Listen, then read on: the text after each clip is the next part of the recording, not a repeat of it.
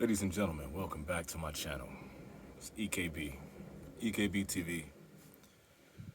You're watching the Vintage Cigar, and this is an episode of Smoke Your Best Cigars.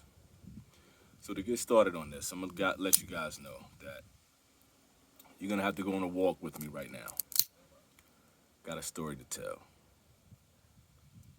So this is one of those shows where you're really gonna have to have some patience with me. Light a cigar, kick back, kind of listen to what I gotta say. This is just important to me. This is a little bit of therapy for me. All right? So, we're going to start at the beginning as we light the cigar and get into these thoughts that I got going on right now. I hope I got some fire in here. I hope this is not empty. This might be empty. Okay. All right. So while I'm doing this, I'm lighting this up. Possibly lighting this up. Stay right there. Got to do the soft flame. All right, so while I'm lighting this up,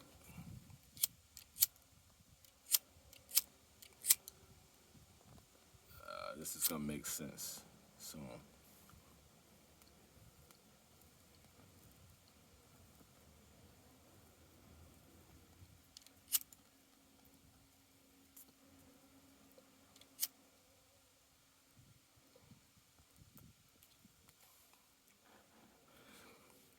okay, let's start from the beginning.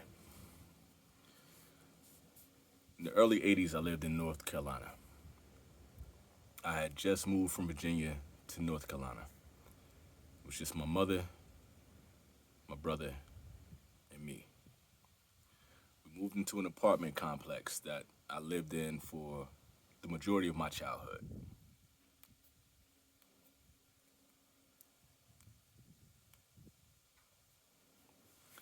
I was like 6 or 7 years old.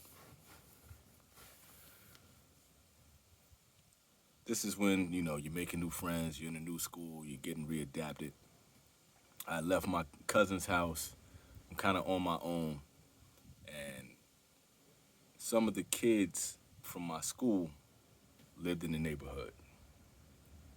So this one kid named A came through, and he brought a little homie from the other neighborhood that was down the way. And he was a little bit younger than us. Young cat. So maybe I was a little bit older than 6 or 7. Maybe I was like 9 or 10, because he was a couple years younger than me. And he was old enough to have some cognitive sense about him. And this kid was interesting. I knew him from the playground. I knew him from around the way, basketball court. Knew him from school. Didn't know him really well. So when he came over to my house, we sitting outside, we talking. It was a summer day, we having fun. And he told me that he was moving into the neighborhood. So he's going from this other apartment complex to my apartment complex. So we were like, we're gonna be friends. We're gonna kick it. And one of the first stories that this kid told me is that he set fire to the woods at the other apartment complex by mistake and almost caught the whole neighborhood on fire. And I'm not saying like, a little fire that you stomp out or it got a little bit out of control. This was like they had to call all of the fire department to come put this fire out. And from that moment until we reached our teenage years, it took a while for the forest that he was playing in to grow back because he had set fire to it.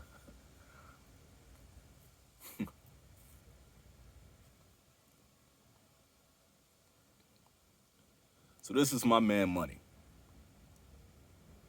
That's what we can call him. That's what he called himself. So Money was an interesting dude. We had a similar story, right? We both had single moms, and we had moms that worked really hard, put food on the table, kept us in nice clothes, put us in a nice neighborhood, close to the schools, all that kind of stuff. We didn't have a lot of money, but we had what we needed. And that's an important thing. We had what we needed. So for me, I've mentioned to you guys before that I didn't drink, I didn't smoke cigarettes, I didn't steal. I was in the streets, but I didn't do a lot of the other wild stuff that a lot of the kids in the neighborhood did. But at this time, we were young cats, so our whole story was G.I. Joe, Nintendo, video games, comic books, basketball, girls. It's the normal stuff that you do when you're young cats going from, you know, 8, 9 years old to 11, 12, 13, 14. So let me kind of fast forward the story until we got to that point. I had a big group of friends. All of my friends would come over to the house, drink Kool-Aid, play Nintendo, hang out, shoot basketball in the neighborhood, go swimming in the neighborhood pool. Like, my house was the hangout spot. My mom was the mom that let everybody come over, eat. She would cook for all of my friends, all of that kind of stuff. And this is including money. Money would come through too. My mama ain't like money too much. She tolerated money, but she ain't like money. She always felt like money was trouble. She didn't know about the fire. She didn't know really what he was about, but just something rubbed my mom the wrong way about money. My mom had that kind of intuition, right? So we get a little past the point where we're all about the video games and we're all about, G.I. Joe and Ninja Turtles and all that kind of stuff. We're growing up a little bit. So now we run in the streets. We got our bikes. We take our bikes. We go to girls' house, ride around the neighborhood. We go to the arcades. We hang out at the mall. And Money was the type of cat who always had a scheme. He always had something going. If he wasn't trying to get in some girl's window, if he, wasn't trying to finesse somebody playing pool, if he wasn't trying to hustle somebody out of their quarters, he always had something going. And it's one of those things that everybody was looking at me like, why is your man like this? I couldn't explain it. This is just who he was. From the moment I met him, he was always around. We hung out a lot. He was always there. And I looked after him like my little brother. And he came to the house, we kicked it, we had fun, we called girls, we were, grabbing butts on the playground. Like, if you ever seen the movie The Wood, that was us. So as we got a little older, I didn't smoke, I didn't drink. These cats were already smoking cigarettes, especially Money, Newports, because it was the cool thing to do. Money always wanted to look cool, especially to the older heads. He always wanted to look cool. Me, I didn't care about that. I was just trying to be me. I was writing poetry. I'm talking to girls. That's the only thing I really cared about. I was an artist. I'm drawing. I'm hanging out. Like, trust me, I'm in the streets. I'm running around, and we doing all this, hood rat shit. We doing all this stuff together. But I had a limit. Money wanted to, he would vandalize cars, and he would steal from the stores. He would steal comic books.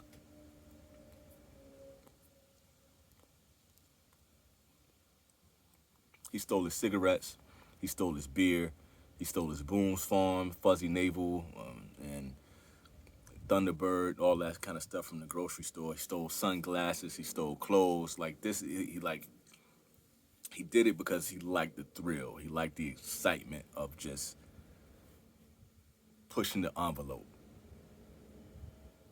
That's just who he was at all times. From the moment I met him, he was always burning something down. And I would reel him in, and I would spend most of the time getting him out of trouble or taking up for him. And I think he always knew that I was going to be the one that had his back, right? So we get a little bit older. And in my neighborhood, there was a shopping center. You know, we had Little Caesars Pizza, we had a Rose's department store, we had a CVS. And we would hang out at all of these spots. We were hanging out at the mall. You know, my boys would steal bikes, and they would, do all this kind of stuff. Like, it was just wow. We just always were into something.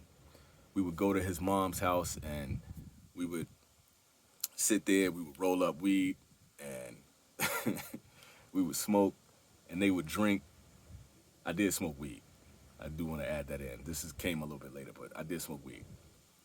But they would get Tanqueray, and they would get tequila, and they would get Hennessy, and they would mix all of his mom's, liquor up, and they would drink, and, till they would pass out. And, we got funny stories from, just everybody just drinking and hanging out, doing wild stuff, right?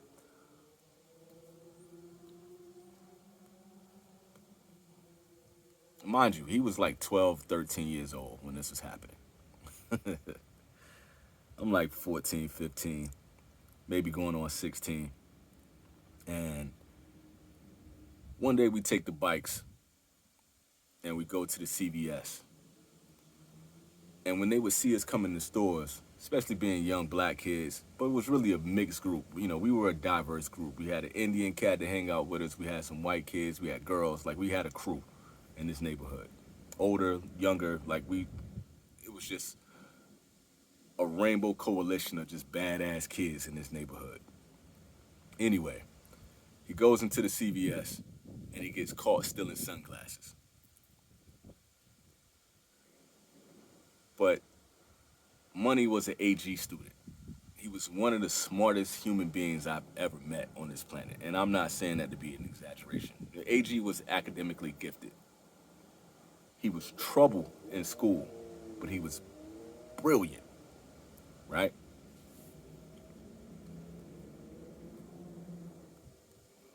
So he gets caught stealing, and he finds a way to hide the sunglasses. And normally, if he never really fully got caught, they would see him steal, but he would find a way to hide all the stuff that he was stealing in the store and never officially get caught. But this time they had him on camera. So they call his mom, and we sitting outside. And, they come out and check us. I'm like, yo, we don't got anything. I'm like, yo, I don't steal, whatever the case may be. So we just waiting on him. He got caught. So we waiting to see if this dude gonna go to jail. We didn't know what was gonna happen. We didn't know what they was gonna do. So they call his mom, and his mom shows up. Money's mom comes up to me, and she was like, Keelan, I don't ever want you to hang around my son ever again. It's your fault. Every time he hangs around you, he gets into trouble. I'm like, what I do? What she mad at me for?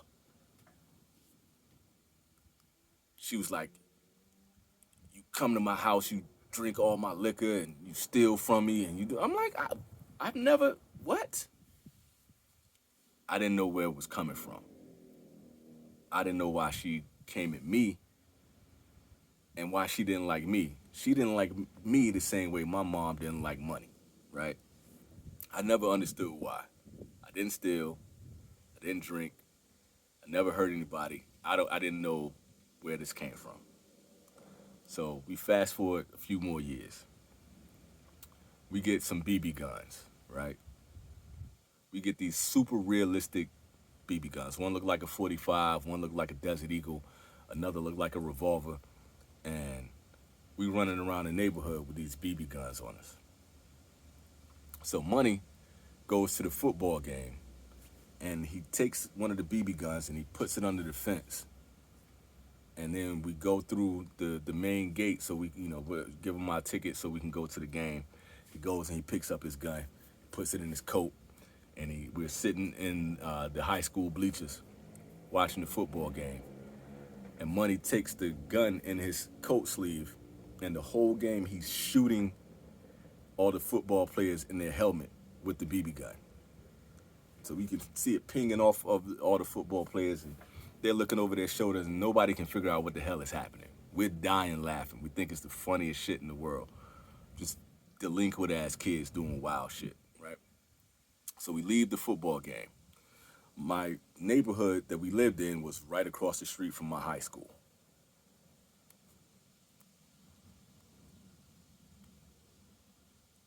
We got our bikes, we riding through the neighborhood, and I got on a bright orange hoodie. Got on my Timberlands, and we riding bikes. I got him on the handlebars, and my other dude got a bike. And this guy comes through in a dark blue Trans Am. I don't know if y'all remember those cars. I know some of you guys are like car enthusiasts, but he had this loud Trans Am. He's riding through the neighborhood. And when he comes by, Money takes the gun, the BB gun. This is actually like a pellet gun, so it was a little bit more than BB. It was a pellet gun. And he shoots the Trans Am. Pop! And it hits the window. The guy revs the engine. He goes, and so we were like, dude, what are you doing? The car comes back around. He pulls the gun again. Plat! And he shoots the car again, and the guy turns the car in the middle of the street. I hop off the bike. Money is still on the handlebars, and he just keeps going. I dip off into the woods. I got this bright orange hoodie. I know I'm gonna get caught out here. So but luckily, I lived, like I said, in this neighborhood my whole life, so I knew every hiding place. You couldn't find me in this neighborhood. Whenever we played hide and seek, nobody could find me because I lived there longer than anybody. I knew the whole place like the back of my hand. Anyway, man. Money gets caught.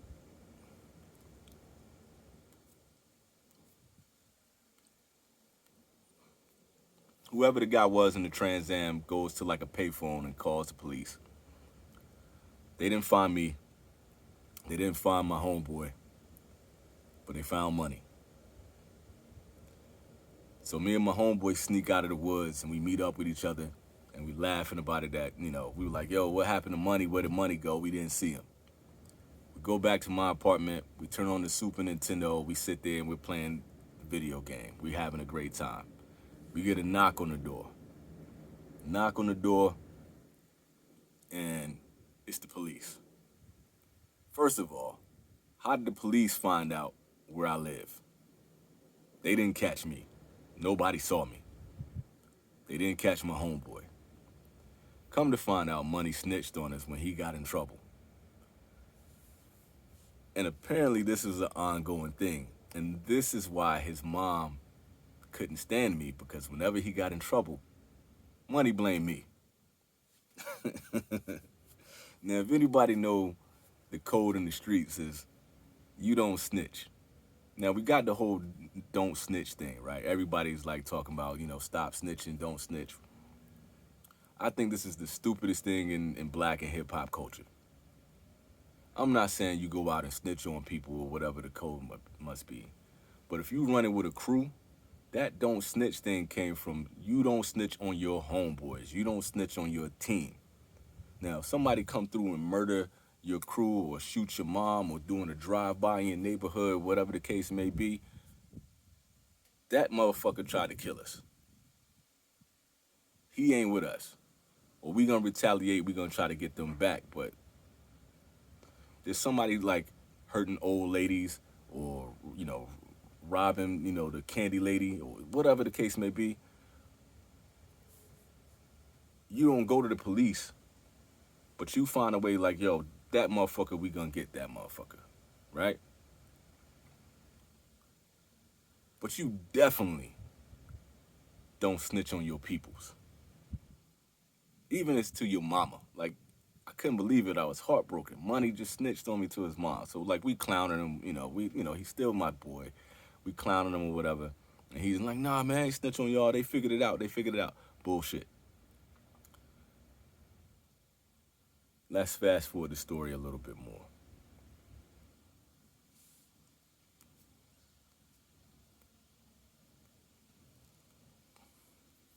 we deep into high school now. I got a girlfriend, got some other girls, and money is not doing so well in school. I think he was like left behind a grade or something like that. Now, mind you, what I told you, this dude was an academically gifted student. He's brilliant.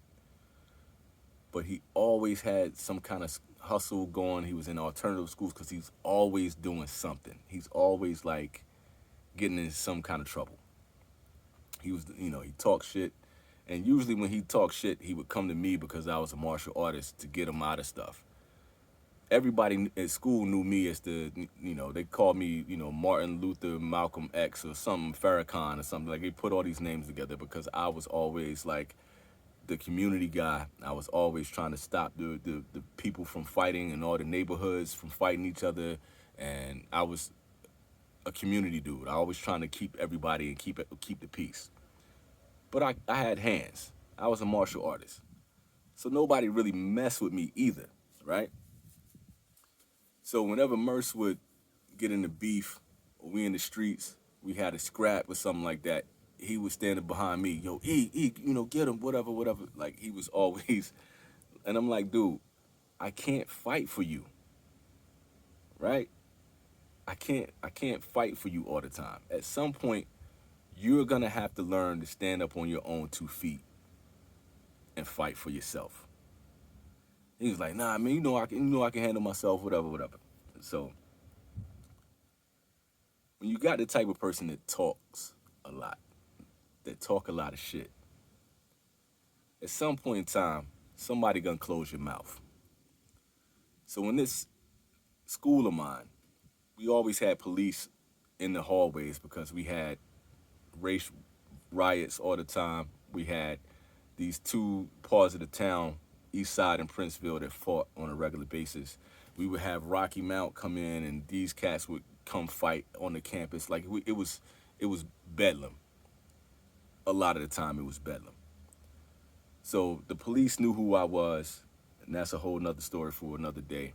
They know my family, and they knew, like, cause one of my cousins was always in the streets and always fighting and whatnot. I would talk him out of getting out of trouble, whatever. So this day, I'm walking through the hall, and I'm on like a hall pass or something like that. I don't remember what the hell. I'm just free. I'm just roaming through the halls, and I meet up with my cousin. I'm dapping my cousin up, like, what up, man? How you doing? He was a senior, and I wasn't quite a senior yet, a couple years behind. So I'm walking through the hallway or whatever, and I see Money in the classroom. So I'm walking over there. I'm like, yo, let me go talk to Money real quick, man. I get back at you. But Money is having a fight with some dude from the neighborhood. And Money's in the classroom, and he running his mouth, and he looks over, he sees me, and he starts talking a bit more. So this dude is telling him, like, yo, shut the fuck up. I'm tired of your shit. I'm going to do X, Y, Z to you, blah, blah, blah. He looking at me. He like, yo, you ain't going to do nothing to me, da, da, da, da. And this dude grabs Money out of the classroom by his school clothes, picks him up, punch, punch, punch in the eye, lifts him, drops him on his back, one more punch, and then steps over him like Allen Iverson did Tyronn Lue in the finals.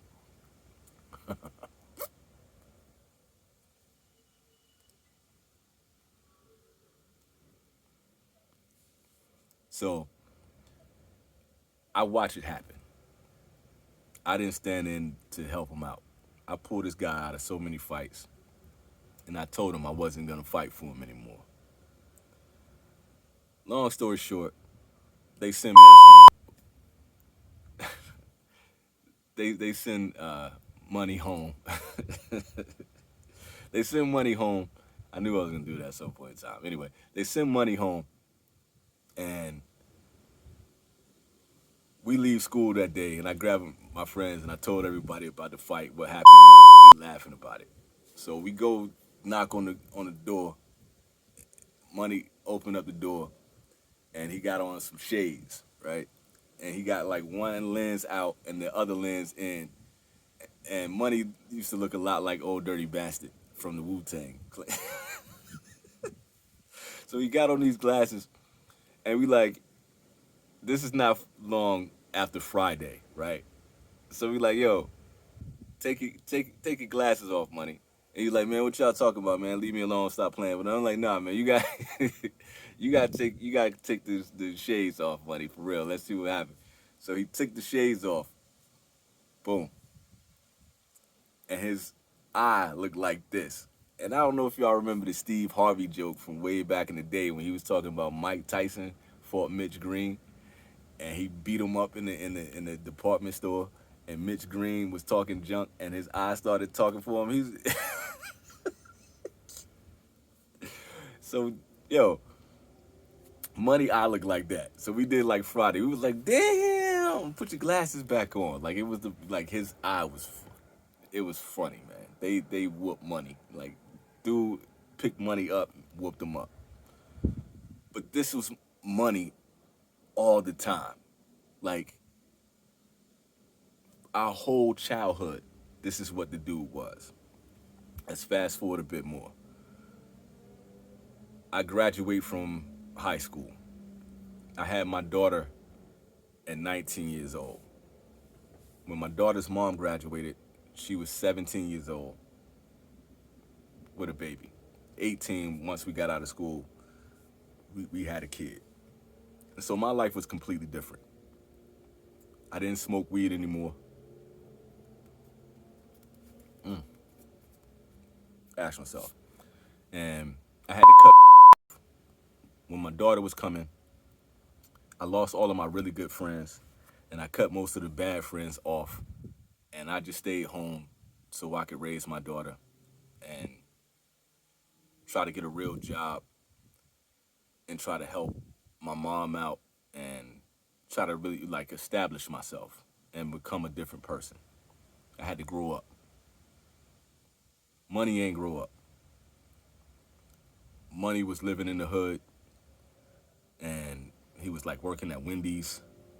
He was getting in trouble at work and stuff like that. And he stayed in this this kind of apartment complex that looked like a crack house. Like he wasn't on crack, I don't think. But it was just like a mattress on the floor and it was like weed bags everywhere and beer cans. And I'm like, yo, I hadn't seen him in a while. I'm like, yo, this how you living right now? He was like, yo, I'm hustling, man. I'm getting money out here. I'm selling weed. I'm doing this. I think I need to put that addendum in there. We used to sell weed, right? And we would sell weed to the white kids in the neighborhood. We left like the hood to my cousins and all that kind of stuff. This was our market. We lived in basically the white side of town anyway.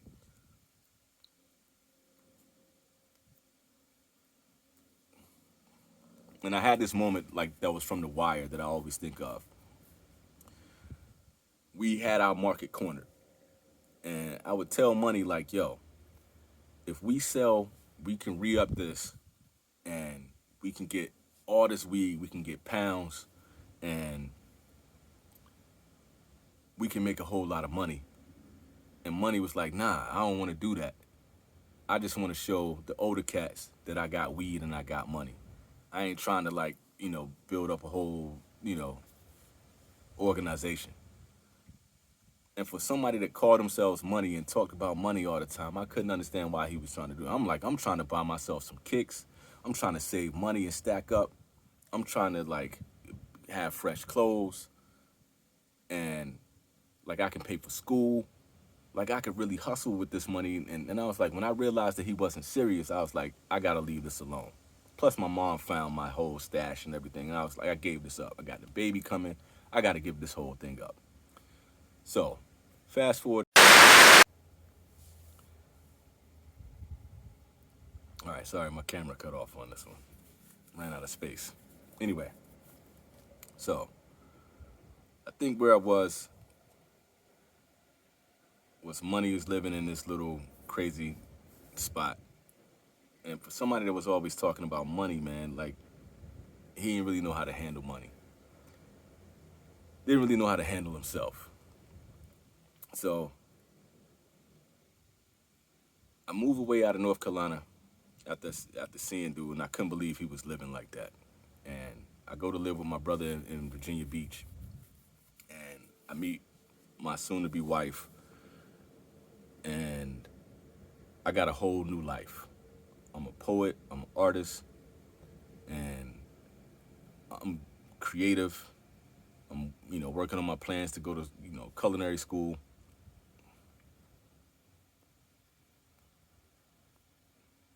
I'm steadily employed, and one day I get this call from this girl that knew me and knew money from the mall days when we used to hang out. And well, this is on like AOL Messenger. She hits me up out of the blue, and she was like, "Yo," it was either AOL or Facebook. I can't remember which one it was. It's the early 2000s. And she hits me up, and she's like, "Yo, when was the last time you talked to Money?" I said, "Yo, I saw him a while back. I ain't really kept up with him. I know he was doing some wild stuff, but I don't know. I ain't really talked to him." She was like, "I think you need to check on your boy." I'm like, "Yo, what you talking about?" She was like, "You need to check on your boy." She sends me an article where he tried to burn his house down. Like he had moved out of this little house. He had moved in with his mom or something like that. He was like in a trailer. And apparently like he had barricaded all the doors and he had stuffed all the toilets with trash and paper or whatever. And he set the place on fire. And he survived. They got him out of there. He's not burned or anything like that. I'm scared. I'm thinking my man burned up or whatever. But nah, he was cool. The police got him. But he had a mental breakdown.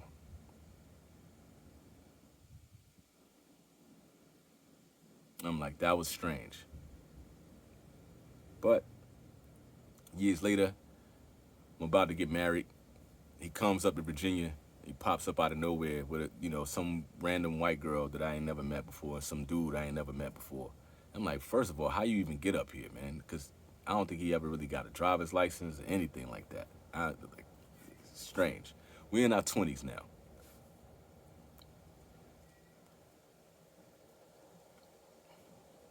I think I'm like 25, something like that. 26, 27, somewhere in there. I can't even remember. It's a long time. It's a long time ago. And dude was like, "Yo, I'm getting money, and we about to run this girl up to New York, and we gonna pimp her out, and we gonna get this money. You need to come with us." I said, "You know damn well I ain't going with you pimping nobody no place, yo. You know I don't get down like that. You you know E ain't moving like that, yo." He was like, "Man, yo, for real, yo, we can get this money, yo. I got my mans here. We got this girl. She'll turn tricks. She'll do whatever, da da da da da." I'm like, "You can take that shit elsewhere." And my fiance, now my now wife at the time, was creeped out. And when I saw dude, he didn't look like the same cat.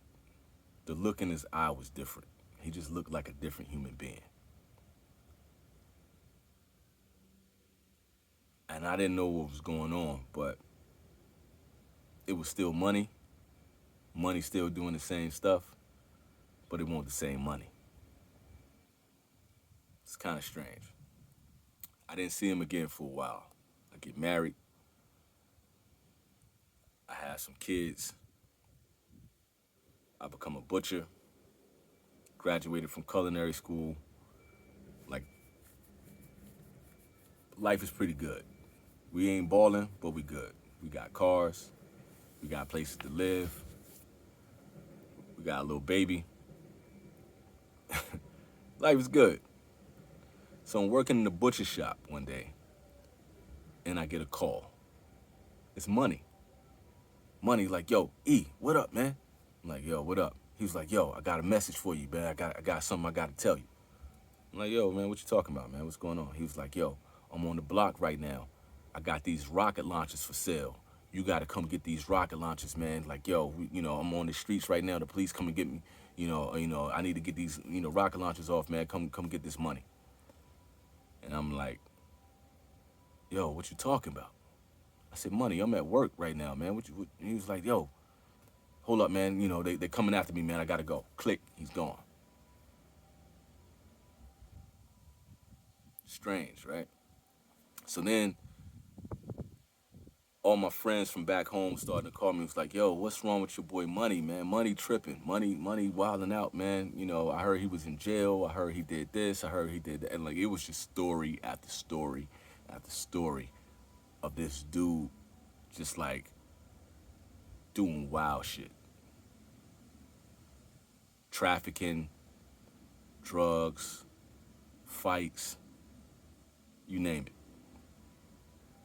And I couldn't understand what was going on. So we moved fast forward a little bit. Now we into the internet era where we got Facebook and Instagram and all this kind of stuff. And Money would just pop online and he would just do these weird videos where it's like red lights and green lights and music playing in the background. And I didn't tell you that Money used to be a rapper. And Money was one of the best rappers in the neighborhood. He was dope. And the music started to change. He was a producer, he could make beats, and he could do all this kind of stuff. But like the music didn't sound right anymore. It kind of went into this psychedelic realm, and I didn't know what was going on. It didn't make sense to me. I was like, what happened to your talent? But all the studios that he was in would get raided by the police, and just stuff would get damaged. It was just like, it was always something tragic happening with my boy Money.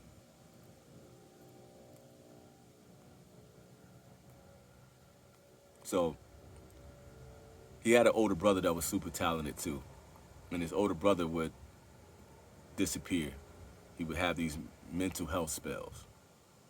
Now, if anybody knows anything about severe mental health, usually it would rear its head once you hit your 20s.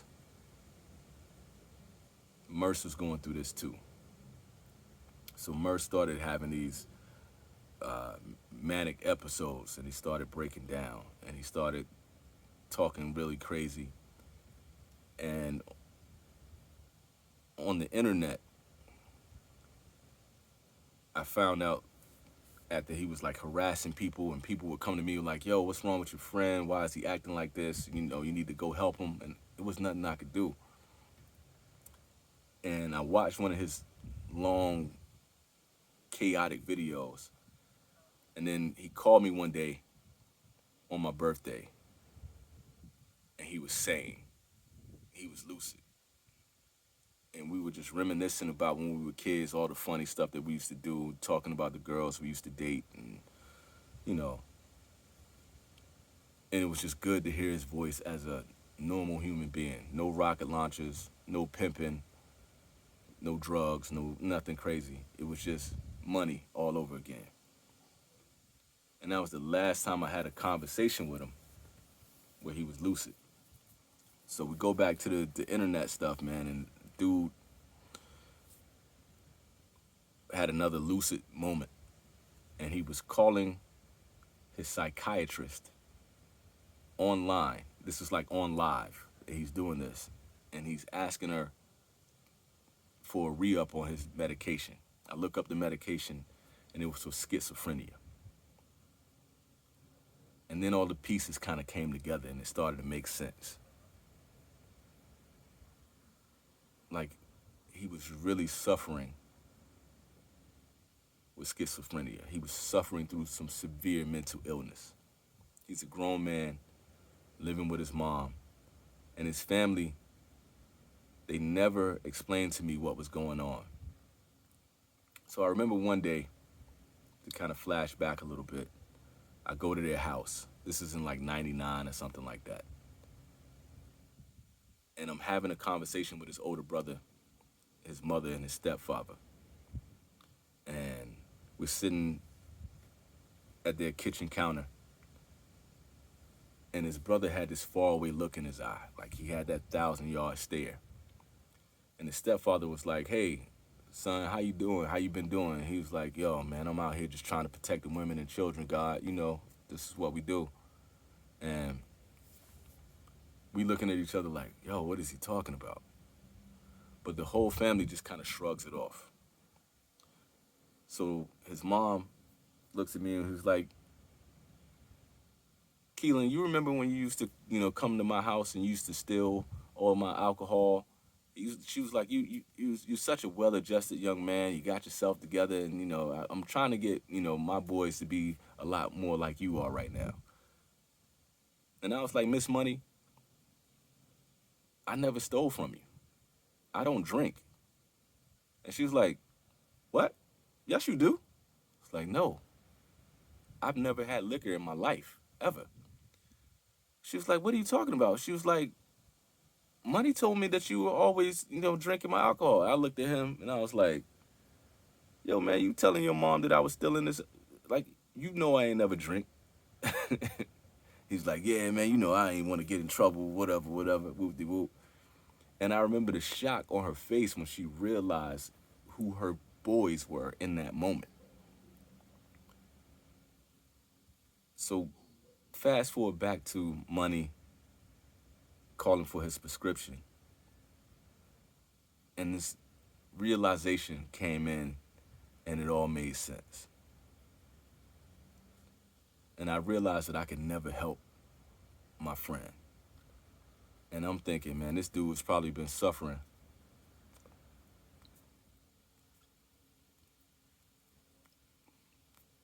his whole life. And I found out his dad that was never in the picture wasn't dead. He just had the same type of mental issues. And it affected 2 out of the 3 of his boys.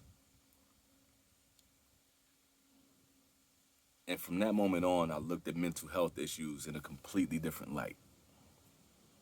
Like,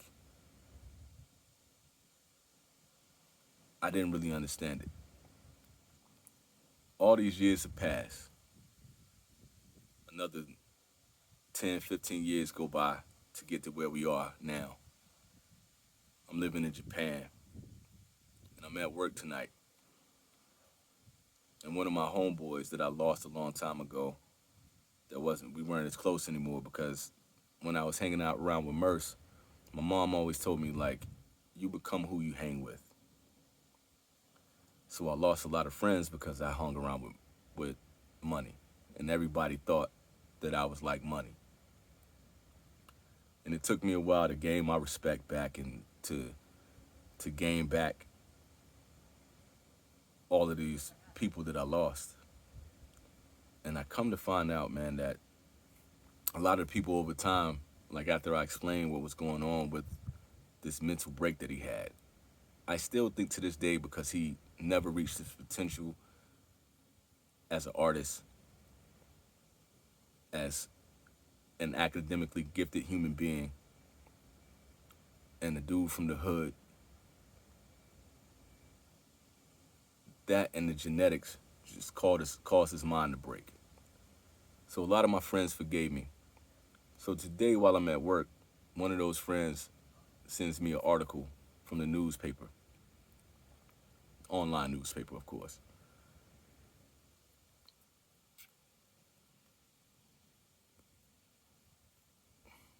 And the headline on that article said, man in North Carolina found dead in a hotel at 41. And when I go through the article, it's Money.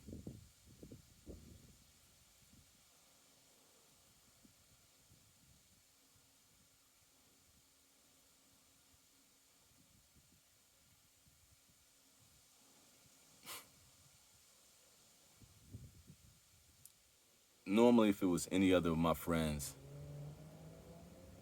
I would be in tears and I would be bawling and I would probably be banging against the wall. Why it had to be him, why it had to be her.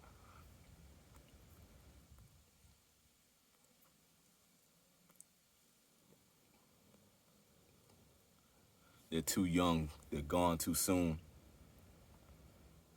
But the sad part about this, y'all, is I've been waiting on this call for a long time.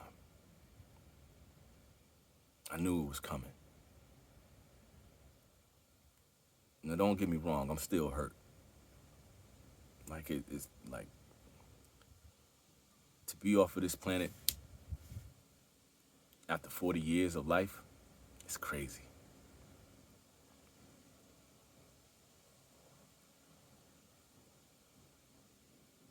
But that dude has been watching the world burn from the moment I met him.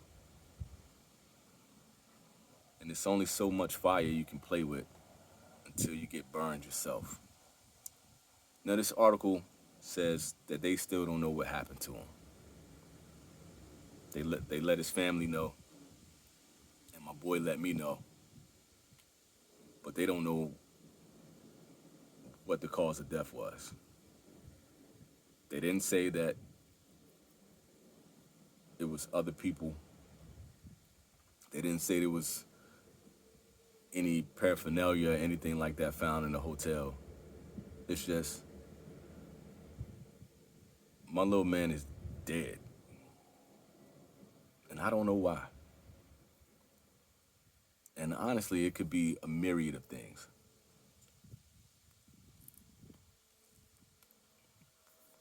From all the things that has happened to this guy, he could have been robbed and murdered. He could have been murdered for running his mouth. He could have OD'd. He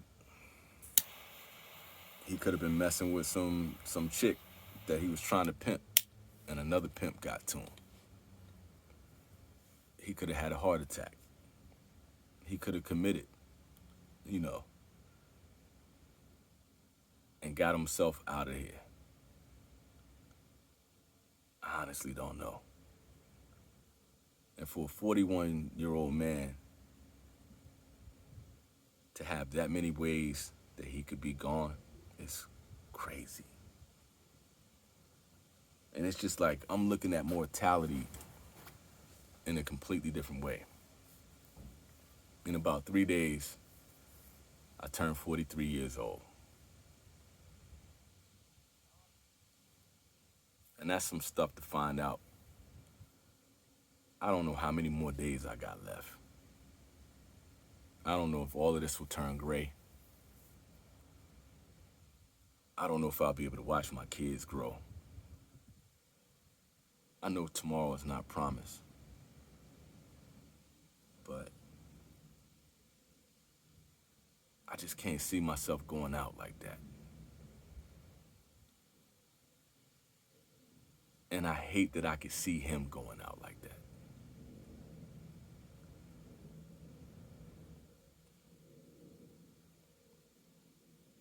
And I know this is a weird episode, man. I know this is tough and it's real heavy. But if you got somebody that's going through some mental health stuff, don't just tuck them away in an apartment. Find a way to get them some help. Find some way to be able to talk to them.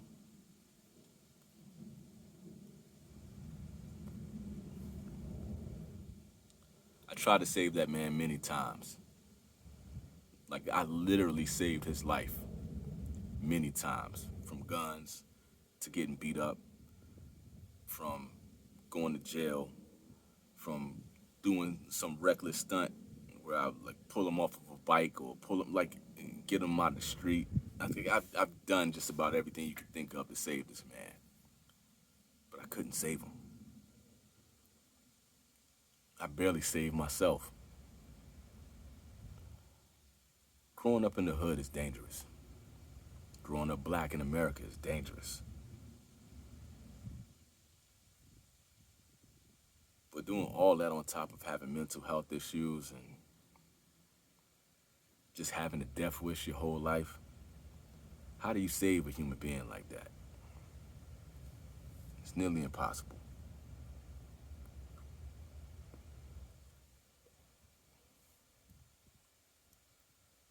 I just had to come up here on this rooftop and talk about this. Like, this is therapy, man. I don't know if this is gonna mean anything to y'all. I don't know if this is gonna be hard to listen to. I know I was kind of all over the place. But I just had to process, man. I just had to figure out how to, like, get my feelings out. I haven't shed a tear. I don't know, I may do it at another time, especially when I find out what happens to him. I don't know. But this has been 30 plus years of this building to this moment.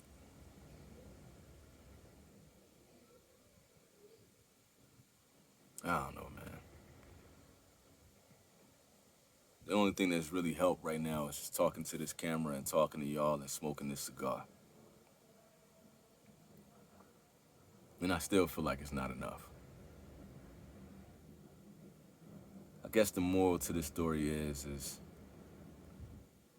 I don't know if money is the root of all evil,